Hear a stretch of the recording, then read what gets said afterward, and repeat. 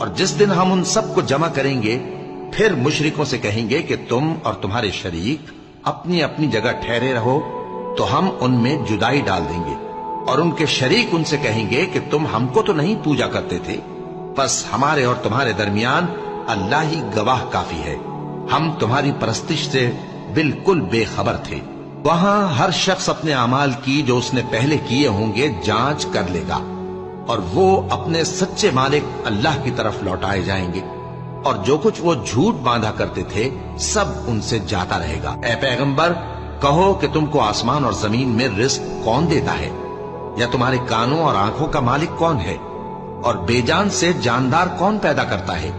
اور جاندار سے بے جان کون پیدا کرتا ہے، اور دنیا کے کاموں کا انتظام کون کرتا ہے؟ تو یہی کہیں گے کہ اللہ۔ تو کہو کہ پھر تم اللہ سے ڈرتے کیوں نہیں؟ یہی اللہ تو تمہارا حقیقی پرور